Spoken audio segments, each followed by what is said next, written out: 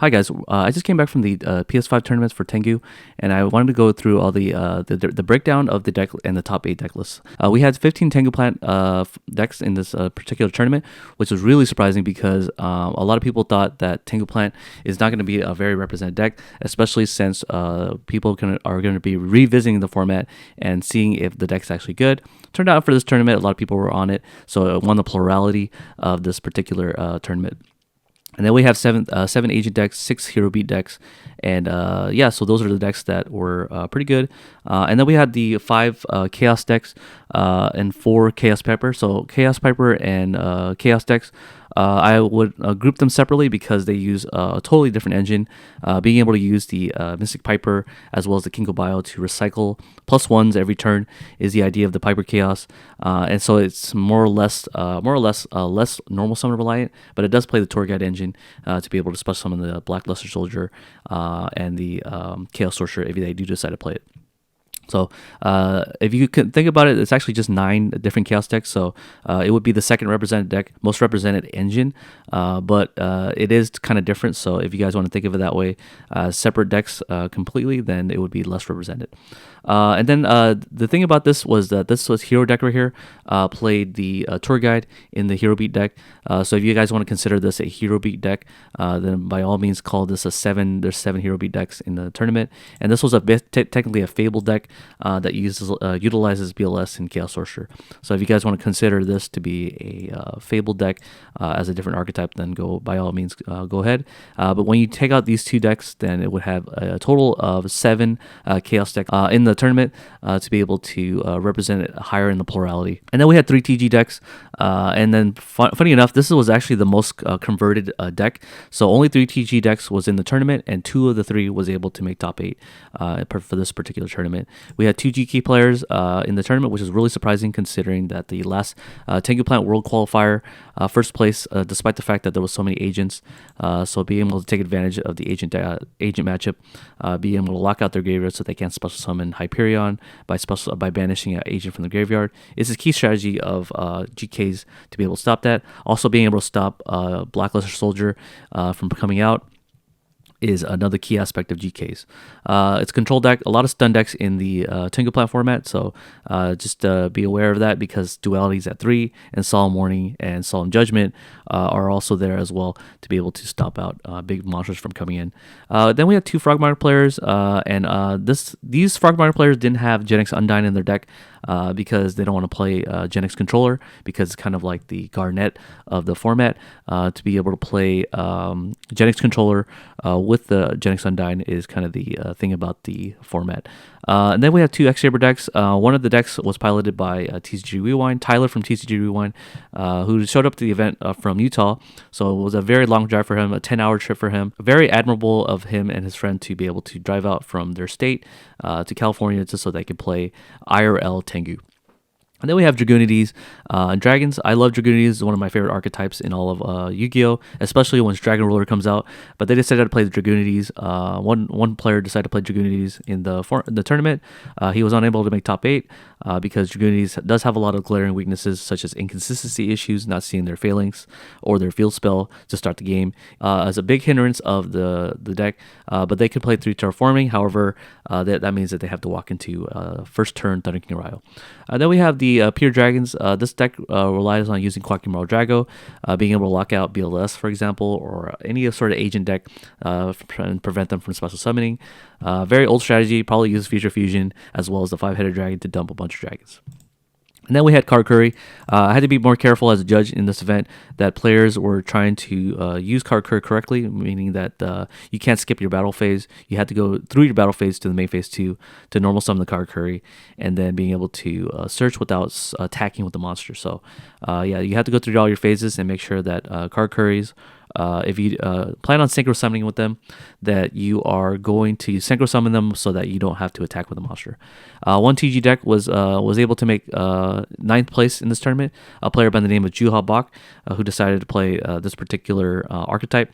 He wants to be known for a specific deck, and I think he chose Psychics to be his deck to represent him in the rogue aspect. So congrats to him on 9th place for Psychics.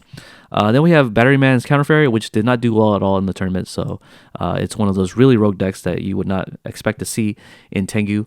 But one thing I want to know about Counter Fairy is that Divine Punishment is a card in Tengu Plant because it came out of the Agent Structure deck. So it's one of those counter traps that relies on you having a Sanctuary of the Sky to negate.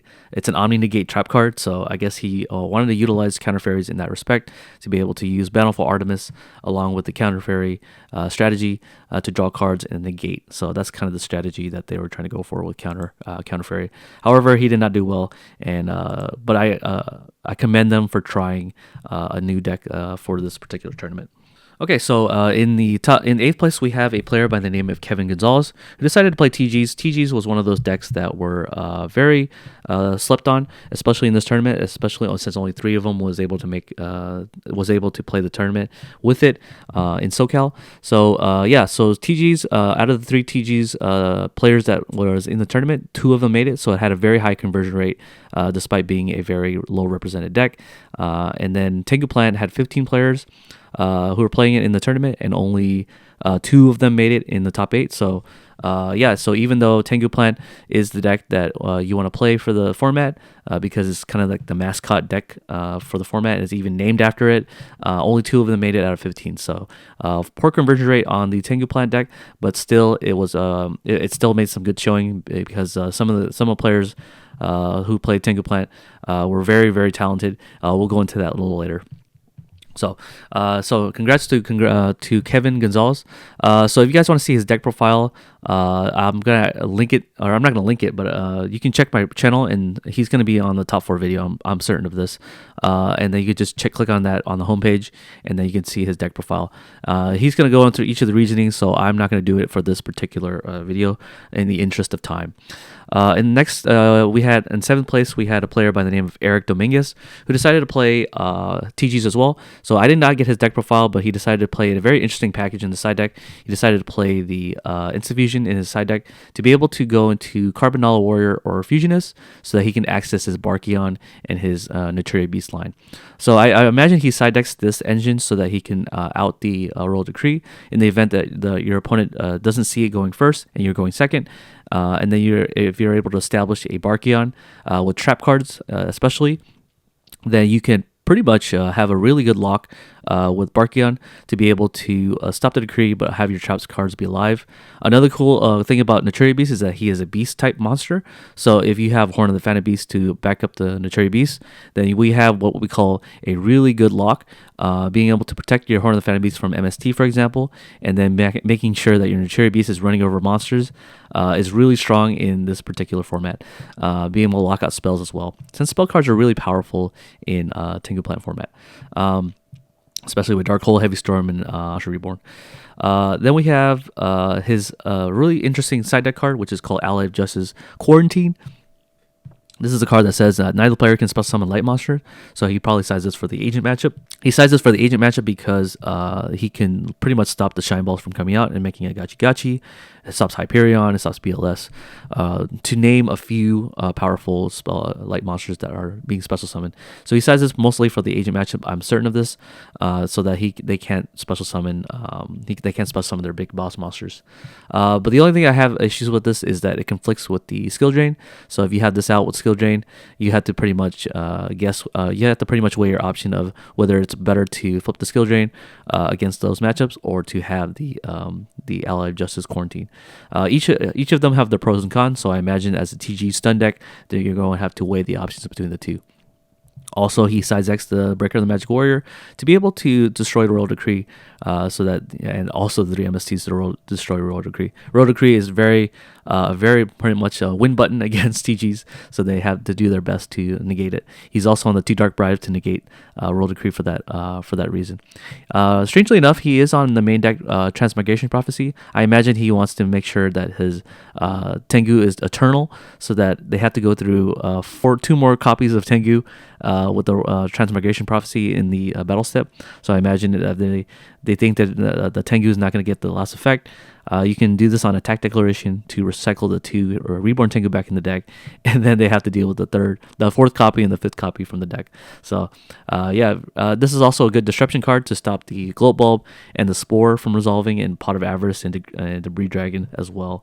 Monster Reborn is another one, so if whatever monster gets targeted by Monster Reborn, you can just use the Transmigration Prophecy to put it back in the deck. Okay, then we have, of course, every TG deck is going to be playing the Pot of Duality to be able to ensure that their trap cards are going to be seen, or their anti-heavy storm cards are going to be seen as well. He's not on Starlight Road. I guess he doesn't believe in Starlight Road, but he does have the Dark Bribe in case, if for more situations than just negating a heavy storm. He's also on the 1 Dust Shoot. I think Dust Shoot shouldn't be main deck in this format, especially since stun decks are going to be a thing. But I guess in this particular tournament, it did well for him because Tengu Plant was a deck that was most prominent, or was the most plurality in the tournament. So having a high number of Tengu Plant and agents in the tournament meant that Dust Shoot was going to be a good main deck. So it really depends on your meta where you should main deck Dust Shoot or not. But if you're going to, theoretically, if you think that you're going to play against a stun meta, then definitely do not main deck the Dust Shoot, especially in this format. We also have the Prisons. Prisons are one of those cards that they either play 1 or 2 of, because Prisons doesn't do anything it doesn't do anything against Tengu, but it does better against top-end monsters such as Leviathan Dragon and Utopia, or Hyperion or BLS.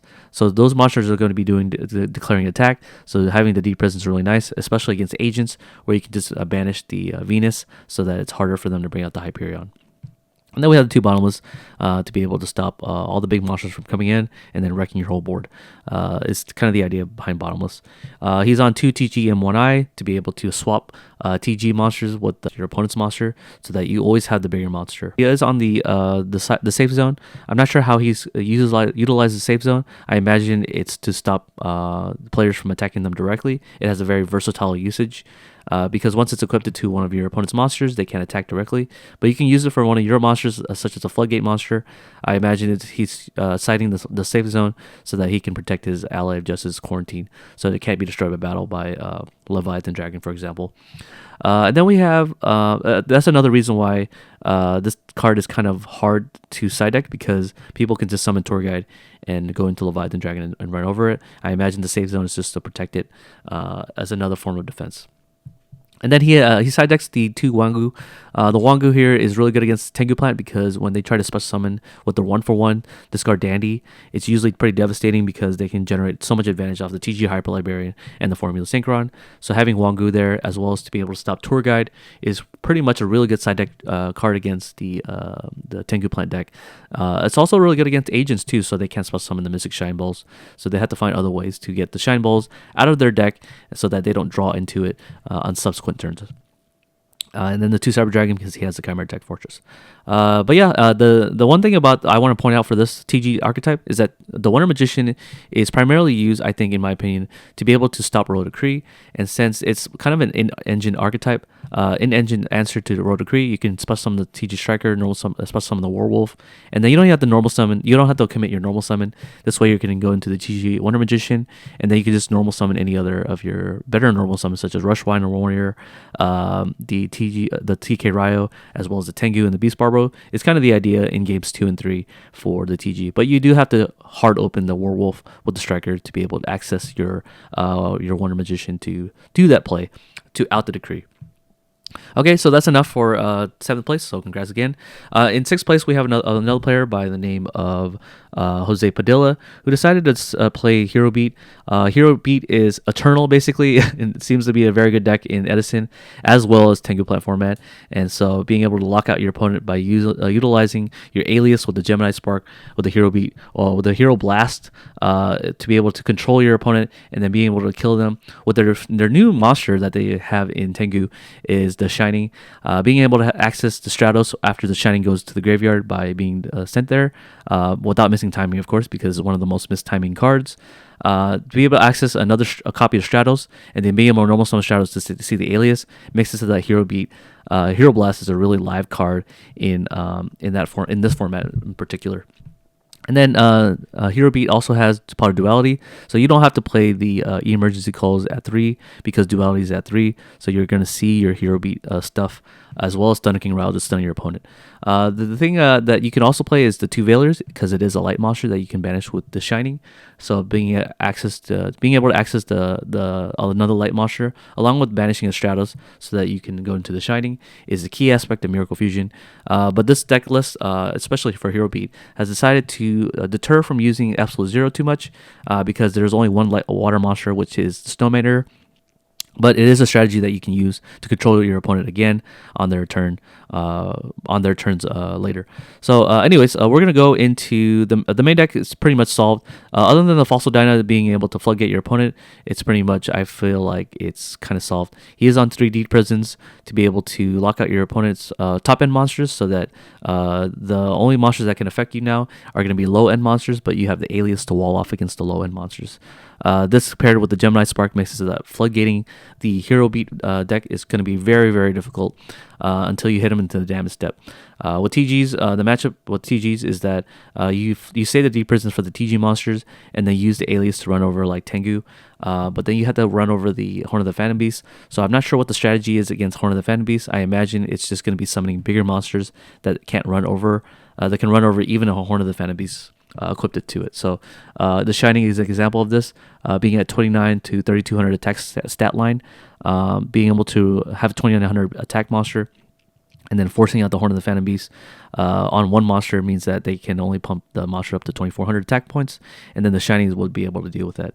Having the Honest is also a good little tech to stop the TG matchup as well, but I imagine the TG players were dodging all the Hero Beat matchups, and the Hero Beat matchups were dodging all the TG matchups because of low representation.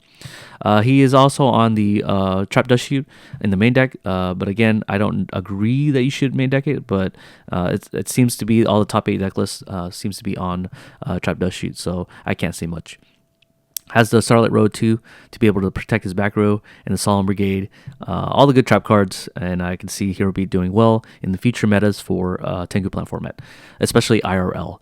He has the Fossil Dyna as well to be able to floodgate your every special summon deck, such as heavy monster decks, such as Agents, being able to, they play like 30 monsters in their deck, so Fossil Dyna is a really good card against them. Then we have the 2 Maxis in the side deck. He doesn't main deck it. Good on him for doing that, because some decks just don't special summon, such as GKs. So he's definitely on the train of side decking your Maxis like a good duelist. Then we have the Snowmaner here. The Snowmaner here is a good card against the mirror match, because once you set this card, it will go to damage step, so where the alias can't use the Gemini Spark. And then we have the 2 Forbidden Lands here. I think this is also good against TGs, so I think that's the game plan. They want to side deck these cards so that the Horn of the Phantom Beast has less effect on the board. Then we have the 2 MST here, I guess, against GKs, so that you can use your Miracle Fusion. I imagine that's the only reason, because he doesn't have a 3rd MST in his main deck, but he does have his Gemini Sparks and his Heavy Storm to deal with Game 1 Necro Valleys. And then when, of course, I think maybe he sides this. Now I know. He sides the Skyscraper because he is able to utilize this to replace field spells. So he can replace the Necro Valley, and then being able to have Necro Valley off the field so that you can activate Miracle Fusion is the idea of Captain Gold and Skyscraper. So I think he sides that for that reason. And then he has the Super Poly. So because Drago Kess is in this format, you can actually Super Poly with the Stardust or Scrap Dragon for the Scrap matchup, or any Dragoonity matchup. So if he's playing against Dragoonities or Scrap Dragon deck, then you have the Super Poly to go to the Drago Quest, and then being able to have a 3200 monster is really devastating. Also against Scraps, it wouldn't be able to proc the ability of. So if you use this on a Scrap Dragon, then you're able to stop the Scrap Dragon from recurring the recovery effect to special summon one of their Scrap Tuners or Scrap non-synchro monster from the graveyard. So that's a really good side deck against Scraps. Also against Dragoonities as well, since they're always making first turn Stardust. You'll need a way to Super Poly them so that they can't use their trap cards to stop you. But this deck plays 3 Deep Prisons, but it's just a way to out the Stardust. And then he plays a Nova Master because Greg Tornado is not legal. But this is really good because you can Super Poly a Fire Monster. I can't think of a Fire Monster that is in Tengu Plant format. Maybe Jirax, I guess. The people thought they were going to play Jirax in this format, so they can Super Poly away their Jirax monster and then have a Nova Master. Okay, and then everything else is pretty whatever. It doesn't really matter. I don't think they make it. Trishula can be brought out with Effect Veller, with 2 Alias or 2 hero monsters, and then you have the Utopia. No Roach in the extra deck, so I guess Roach is not a really good card from this player's perspective. So we're gonna go on to the next one. In 5th place, we have a Tengu Plant deck. So one of the few Tengu Plant duelists to be able to make top 8 with this particular archetype. So I don't really know what the difference is between this and Billy Brick, so I'm going to look it up real quick. So this was Billy Brick's deck list that was able to be played. So kind of the same 2 cards here that the player has played. He plays the BLS and the Chaos. So I think in terms of plants in Tengu Plant, they're always going to be playing the Spore, Globe Ball. So pretty much the same stable packages. The only difference is whether they want to main deck Maxi or not. I think it's a consensus to main deck Maxi, and then the 3 tour guides. So I don't see this list changing too much as the Tengu Plant format gets more and more solved with the re-exploration of Tengu Plant format. So I do see the 2 econ. I believe Billy Brick was also on that. So this deck list almost seems like a very much close to Billy Brick's list. So he pretty much took Billy Brick's list and decided to play in this tournament, and he did well. He got 5th place in the top 8. The only thing I can probably see differently is the side deck. Billy Brick was on different side deck options. So let's see if I can compare and contrast. So yeah, it looks like Billy Brick was on the Chimera Tech in the side deck, and as well as the Cyber Dragon. So probably more players are going to be electing to main deck the Chimera Tech Fortress, even though Cyber Dragon is not main deck. So yeah, he has on the 1 debunk as well for that, and then 2 Minecraft, since Minecraft is at 2 in this format, which I often forget. So yeah, he's on the 2 Minecraft, much like Billy Brick. The only thing that's different that I can see in the side deck is that he's on 3 Royal Decree. So Royal Decree is one of those trap cards that you can use against the stun matchups, because stun is going to be very popular in Tengu Plant format. So having decrees is really an auto win, sometimes an auto win button against the TG stun deck, especially since people are now adapting. The TG players are adapting to this. Then he has a 2 Lance for the matchups where Horn of the Phantom Beast is a thing. So being able to use Lance in the damn step to prevent the boost from happening is kind of the way to get a 2-for-1 trade when you have the bigger monster. But other than that, yep, Tengu Plant, pretty, there's not much to say. The cool thing about this deck list is that he is on 2 Leviathan Dragon, so I guess he plans on summoning 2 Leviathan Dragons in a turn, especially since Pot of Avarice is in this deck, to be able to recycle the Tour Guide, and so that he can normal summon a Tour Guide, and then make another rank 3 monster. But other than that, yep, not much to say, but congrats again to 5th place to Jose Padilla. So in 4th place, we have a player by the name of Jose or Junior Ruvalcaba. He decided to this is the winner of the event, but he made 4th place in Swiss. He decided to play agents with the main deck decree, so it has the whole Carpath vibe with the agents or the fairy thing going on, with the chaos fairy thing going on. So having the main deck decree means that he has a really good matchup against stun. Maybe he has a really hard time against stun. That's why he decided to main deck it. He's also on Pot of Duality. Historically, in 2nd place for the Toronto list, there was a player by the name of Nicky Lacaille. I don't know how to say his last name, but he decided to play 3 dualities in his list, whereas Junior here decided to play 2. But in my deck profile with him, he decided that he would want to cut the duality from this deck. Nicky also plays 3 Effect Veilers. So I'll go into his deck list real quick. So this is Nicky Lacaille's deck list. He decided to play the Effect Veilers instead of the Herald of Orange Light.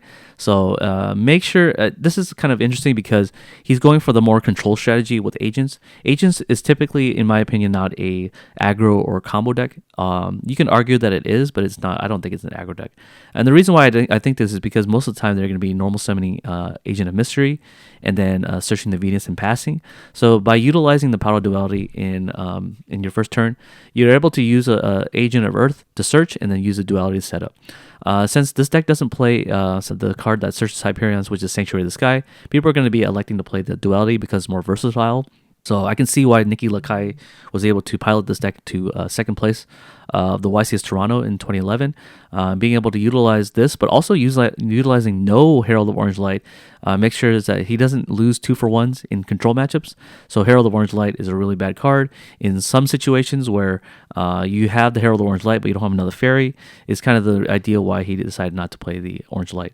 But fast forward to 2011, where we see deck lists like this maximize on this. It's because of the influence of Edison. I imagine maybe some player out there, or it's going to decide that Herald of Orange Light is going to be a good card, even though it does fill up the graveyard for Archer Christia. Herald of Orange Light is one of those cards that, even though it's a very powerful hand trap, it is a -1 for this card to resolve. So you're going to be utilizing Herald of Orange Light for top end cards, but not for the stun package, because most stun cards don't really care about Herald of Orange Light. So yeah, but he decided to main deck it anyways because it is an influence of Edison into the Tengu plant. So maybe in the future we might see this be completely cut from the agent deck. I did do a deck profile on this guy, but it was rather quick, so I'm going to represent some of the techs that he decided to play. He decided to play the Herald of Green Light. I think this is a really good card, and it's a very slept-on card, especially in Tengu Plant format, where the Pot of Duality, Monster Reborn, Heavy Storm, and Dark Hole is in the main decks nowadays. So having the access to this against Hero Beat as well, to be able to stop Gemini Spark, making sure that it's a 2-for-2 rather than not, is kind of the idea. But I don't really like Herald of Orange Light against Gemini Spark, but it's really good against Miracle Fusion to be able to stop them from bringing out the Shining to beat you down with that. So yeah, really good card. I think in the side deck, especially since he's on the fairy lineup, he's on the 2 Maxis because it is a hand heavy deck. So I imagine the Maxis is going to be very useful as a hand trap because he doesn't have enough trap cards to facilitate his strategy safely. And being able to defend your monster. So his line of defense is most likely going to be Tragodia and his Maxi, as well as the Gores, and I do believe, and the Herald of Orange Light. So Agents is one of those decks that, even though they have a low monster, a trap card lineup, it doesn't mean that they can't interact. So they have the Herald of Orange Light. They even have Honest too. So it's kind of like an interactive deck that surrounds both players' turns, including your first turn as well. And he has the enemy controller. I think he wants to bump it up to 2 because of the Pot of Duality not being satisfactory for him. So he might play the second enemy controller. And I'm not sure what he would play as the second duality. Maybe another MST for the GK matchup if he does play into it. And let's see, his side deck, he does play the Close Forest, but he has no way to search for it. So it must mean that he doesn't want to make his level 7s. It's kind of hard to make level 7s, I think, since he is playing a level 2 Synchro. So he would have to go Agent. He has to play Venus, bring out the Shine Ball, normal summon the Orange Light to make the Ancient Fairy Dragon, which is not too strong, I would say, but you do put the Agent in the graveyard so they can special summon the Hyperion. But you also put 3 fairies in the graveyard, so maybe in the future he'll consider playing Ancient Fairy Dragon. He's on the 2 Gachi Gachi, which you definitely need with agents, because Agent of Mystery is also level 2. So don't forget that, guys. You can actually make Gachi Gachi with the Mystic Shine Ball as well as the Earth. And Tragodi is also another one that can. It's like an honorary level 2 monster because it can copy level 2 monsters in the graveyard and copy its level. So I can see why Gachi Gachi's at 2 in this one. And then we have the Trishula because it's really easy to make. All you need is Venus and Earth. If Earth gets uncontested, you can normal summon the Venus and make a Trishula. That's kind of the idea. And then we have the rank 3, the 2 rank 3, which is Levier and Leviathan Dragon. Because you can bring back your Venus with the Levier, and then if Venus gets banished by Bottomless Trap Hole, you can just bring it back. If Venus gets banished because you special summon a Hyperion, then you can also normal summon the Tour Guide, and then make a Venus, and then make double Shine Ball, so your Hyperion is a 3100 attack monster, really strong. Okay, but now I also say about the main deck and the side deck, Leeching Light is really good against the mirror match, as well as the Hero Beat matchup to be able to copy the Shining or the Alias, so they can run over everything. But yeah, also having access to mix Shine Balls and all in attack position, so that you can use Leeching Light to make them all strong, can spell out lethal for some matchups. So yeah, really good stuff. And this was the first place deck list for the tournament, but 4th place in Swiss. In 3rd place, we have a player by the name of Andrew Pham, who is part of the SoCal team called the Four Horsemen. So the Four Horsemen is comprised of really talented duelists, in my opinion, being able to do really well in a lot of different tournaments. I think Izzy, who was first in Swiss, to spoil it for you guys, is also on the team as well. So yeah, Andrew Pham is another horseman, and he was able to do really well with the hero beat. His version of it plays 42 cards, which I personally don't agree with, because playing 42 cards in a hero beat matchup means that you're less likely to see your heroes, and so less likely to see your hero means that you're not going to be able to play the game, and so you need to play the game in order to play to do well with hero beat.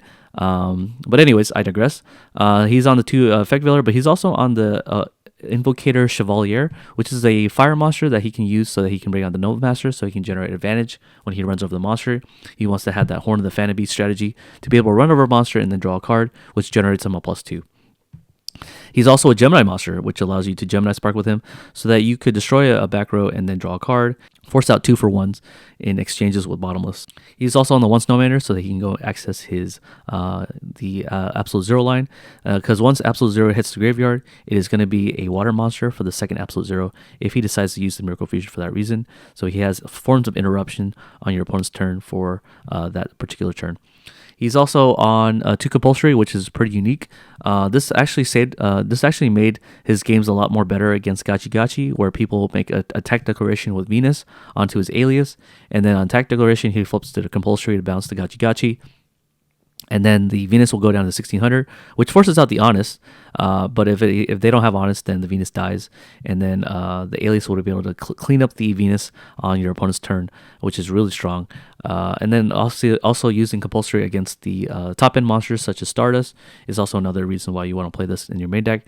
Hitting Scrap Dragons in the Scrap matchup is also another good one. So once you're able to deal with Scrap Dragon, unable to be floated, they have to find a way to normal summon a Scrap Chimera and make another Scrap Dragon. So this is a really good card in the Scrap matchup. But nobody plays Scrap Dragons. Nobody played Scraps in the tournament, so I just thought I'd mention that. And then he has the 3 Duality for consistency purposes. Really dangerous to play Duality, but it's also why Stun is really good, because Thunder King Ryo does stop people from activating Pot of Duality. But if you are playing Hero Beat, you do have ways to out the Thunder King Ryo, especially normal summoning Alias and crashing, but also using your trap cards to deal with the Thunder King Ryo is another way you can deal with it, so that you can activate your Duality to make your deck more consistent. So I imagine the reason why he's playing 42 is because he does play the Duality for the consistency purposes of seeing his Alias and his Stratos. But other than that, we're going to go into his side deck. His side deck comprises of a Light Imprisoning Mirror. I imagine he has a hard matchup against Agents to stop the effect of Hyperion from blowing up his back row. Is kind of the key aspect, and Skill Drain as well. So he's going for like a floodgate strategy against the agent matchup, so that the agents don't capitalize on destroying back rows and getting +1s, free +1s using Hyperion. He is also on 2 Falsodyna, one of his favorite floodgate monsters, but is also really good in Tengu, being able to stop monsters from being special summoned, especially the big monster decks such as Tengu and agents. Being able to use the Falsodyna and preventing them from playing is the idea, and also protecting your Falsodyna with back row so that the Tengu can't bully the Falsodyna is the strategy of Falsodyna, so that they have to so your trap cards become a 1-for-1 for Tengu, Reborn Tengu.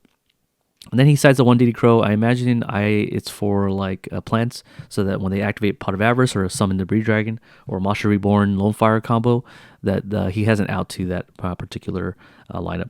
He's also a 1 Super Poly, but he does not play the Drago Quest in his side deck, so I imagine he uses this Super Poly simply just for the mirror match, so that he can fuse away his alias for their alias, so that he can have the Shining first. But I'm not sure what else he would play this for. Maybe it gets Jurax, so he can make Nova Master or something.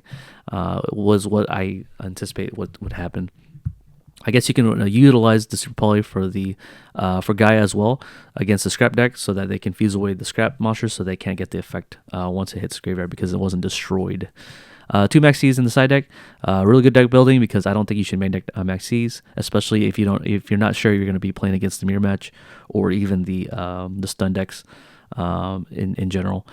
So this is really pretty bad against the mirror match. Yeah, so congratulations again to Mr. Andrew for taking Hero Beat and actually going to second place with this tournament. So he was able to win the Nintendo Switch event with this particular deck list at 42 cards. All right, in second place in Swiss, we have a player by the name of Anthony Desai.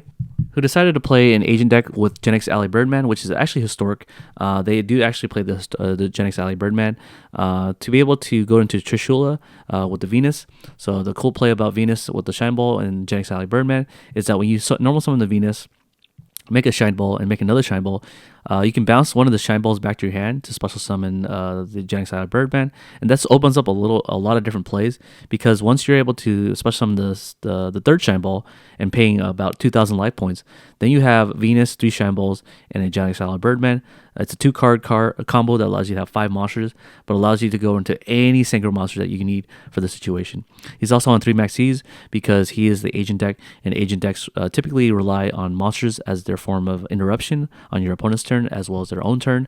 That's why he plays 3 maxis and the 3 Herald of Orange Light to be able to interact on your opponent's turn.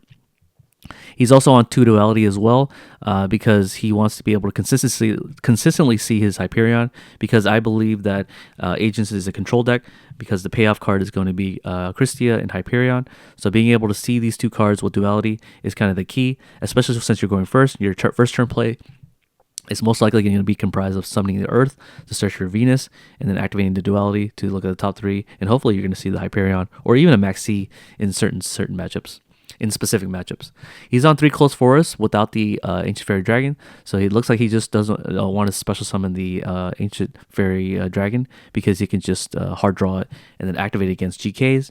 And then this is really good against GKs, because once you establish this card, then they have to find a way to out it without activating their Necro Valley. So they have to use Descendant to pop the Close Forest, but even then, after it's popped, they have to wait another turn to activate the Necro Valley. So I imagine the second copy and the third copy of Close Forest is going to lock out the Necro Valley, and then give it enough time so that agents can actually beat the GK matchup. But yeah, but it's still a very unfavored matchup, so that's why I imagine he main decks the 2 MST to be able to deal with the Necro Valley, and use Treacherous Trap Hole to deal with the Descendant from tributing off a second monster, so they can't special summon, they can't destroy your Close Forest. It's also on the Blackhorn of Heaven. Blackhorn of Heaven is a really good side deck card in my opinion, because you can deal with a multitude of different monsters that special summon inherently, especially Xyz monster and Synchro monsters, but you can't do it with fusion monsters. Then he has the, this is also good against inherent summon monsters such as Hyperion, and as well as Christia as well. We have the 3 Royal Decree, because Royal Decree is a really good card against the stun decks. So being able to use this card to lock out the stun decks from activating their trap card is kind of like the auto win strategy, because your monsters are going to be better than theirs. And then we have the Torrential Tribute in the side deck and the Dust Shoot. So like a good duelist, he decided to side deck the Dust Shoot, because he doesn't know whether or not he's going to be playing against stun, and against stun deck you don't want to have the Dust Shoot against that matchup in a lot of situations. And then he side decks the Torrential. I'm not sure if he takes out the Treacherous Trap Hole for Torrential, and I'm not sure why this card would be better than this card, but maybe there's a reason, and I don't know why. We can only speculate as to why. He has 2 Lich King Lights as well for the mirror match and the hero beat matchup, and the 2 Thunder King Ryle for the hero beat matchup and the stun matchup. So basically trying to stun their stun deck is the idea of the deck. But yeah, I think I already talked about Gachi Gachi being at 2. He is on the Avenging Knight Parshath. It is a level 8 Synchro monster that you can use to make him, and he also pierces. And I believe he requires light non-tuners, so Gen X Ally Birdman strategy will allow you to make the Avenging Air Knight Parshath, so you can do piercing damage to like Leviathan Dragon, for example, which has 0 defense monsters, which has 0 defense defense value. So being able to put a Leviathan Dragon in defense position and then piercing for 2600 is kind of a really cool strategy in my opinion. And then he has the Ancient Secret of Wyvern, because if you have Hyperion and Ancient Secret of Wyvern, it often spells out lethal, because once Hyperion is able to do a direct attack, the differentials in life points is able to boost up the Ancient Secret of Wyvern to where it becomes lethal in a lot of cases. So yeah, really strong synchro monster in Tengu Plant format, and I advise you guys to pick this up before it goes up in price. All right, in first place, and this is a player that has won a PS5 in the Edison tournament in San Diego. His name is Izzy Barrera, and he's one of the best players in my opinion in retro format series, to be able to do well in 2 retro format series. So there definitely needs to be a discussion as to who is the best retro player in California across different formats, not just Edison.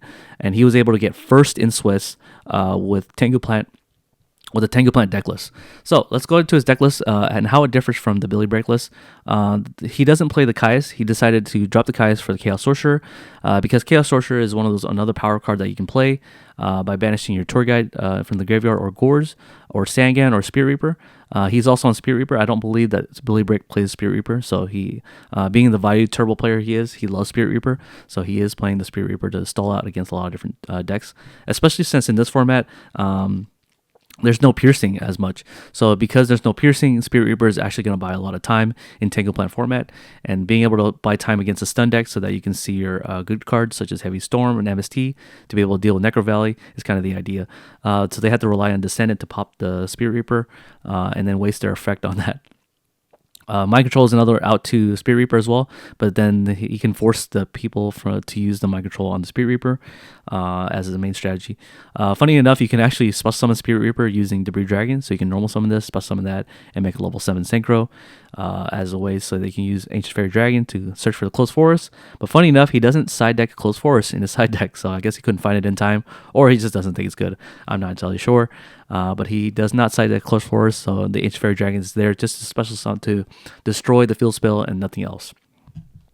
And then he has the 2 Effect Veiler and the 2 Maxis, so he's on even on hand traps because Tengu Plant is one of those decks that relies on monsters being in the graveyard so that it can activate Pot of Avarice, but also being able to revive it off Debris Dragon, but he doesn't play Iron Chain Dragon. But funny enough, you can actually normal summon Debris Dragon, revive the Maxi, and make Orient Dragon. So that's the other, Orient Dragon became the replacement for Iron Chain Dragon, despite the fact that he's a weaker monster. Okay, and then he has the Chaos Sorcerer with the Veiler, so that you can make the Arcanite Magician as a strategy. Most Tengu Plant decks will not be playing Arcanite Magician, so maybe he really likes Arcanite Magician to destroy 2 cards. So I imagine it's a really good card in certain matchups to bring out Arcanite Magician. I just can't see what matchups that he would utilize Chaos Sorcerer in that. So like, for example, if he wants to use this card to destroy Necro Valley, and normal summon the Veil, he can't even special summon the Chaos Sorcerer and normal summon the Veiler. So there has to be another reason why he thinks Arcanite Magician is good. I just don't know what it is. Other than destroying 2 cards, that's all I can think of. Maybe against stun decks he can blow up. He can blow up like Horn of the Phantom Beast, but I don't know why he sides it or main decks it. And then the main deck, I think he comprises of a Scapegoat. I think that's pretty standard for Tengu Plant. Scapegoat with Lone Fire, it's pretty much a really good board. I don't know the combo very well. I think it relies on you going to Spore, I think. So you go Lone Fire into Spore, Synchro Summon. I imagine it's something like Scapegoats, normal summon Lone Fire, go into Spore, and the token will make you a Formula Synchro to draw a card. So you replace the Spore, and then you banish the Lone Fire to special summon the Spore, and then make a level 5 Synchro. So you can make TG Hyper Librarian with the Spore and another token. So you'll have 2 tokens left, so you can make Trishula. I think that's the play there. Yeah, that's the play here. So you can make Trishula on your opponent's turn. Just make sure that when you bring out Trishula using Formula Synchro, that it doesn't miss timing, because it has to be Chain Link 1 or lower. So you can bring out Trishula on your opponent's turn to interrupt their plays. It's kind of the idea between Scapegoat and Lone Fire. And then, I don't really know what else that Tengu Plant does that's so special. I mean, that's notable for this particular video that you guys already don't know. Maybe it's just more like a refresher course for you guys. He's on the 2 debunks so that he can hit the Maxis, and also Honest, I guess, but I can't, and Veiler, I guess. He's also on Soul Taker for the Hero Beat matchup to be able to destroy the Shining and make it miss timing. He also has the Leeching Light, so I imagine he has a really difficult time against the Hero Beat matchup, which is why he has cards that can beat it. That can also beat agents as well. So you can use this against agents to destroy the Hyperion so that it becomes less of a threat. And then you also have the 2 lances here for the damage step tricks with the Horn of the Phantom Beast. And then we have the 2 DD Crow to be able to hit, I imagine, the mirror match, so they can hit cards that are targeted by Avarice, cards that are targeted by Mushroom Reborn, and cards that are targeted by Debris Dragon. And being able to disrupt the graveyard so they can't special summon BLS or the Sorcerer is kind of the idea behind DD Crow. It's also searchable by Sangan, so if you want to search with Sangan to a DD Crow, that's also a good strategy. You can also utilize DD Crow as a dark monster, so you can special summon your BLS and your Chaos Sorcerer. But yeah, good card, I guess. It's really bad against GKs, so don't side this against GKs at all. And his degree for the stun deck. His extra deck is pretty much standardized except for the Arcanite Magician, and that's pretty much it. Everything else is pretty standardized. He does. I think he took out the Steelstorm Roach, so he can play his Arcanite Magician. So yeah. But yeah, that's all the deck list for you guys for top 8. So I hope you guys enjoy the video. Yeah, and then hopefully you guys will be playing more Tengu Plant format in SoCal. There's going to be more in the future for Collectibles Exchange, especially since we had 52 players show up for this event. So it's definitely showing a lot of promise for a retro format series. So definitely in the future we'll have Tengu Plant format as a retro format that you guys can play in the future. All right, see you guys. This is Playtest IRL signing out, and I hope you guys enjoyed the video. I'll see you guys in the next one. Peace.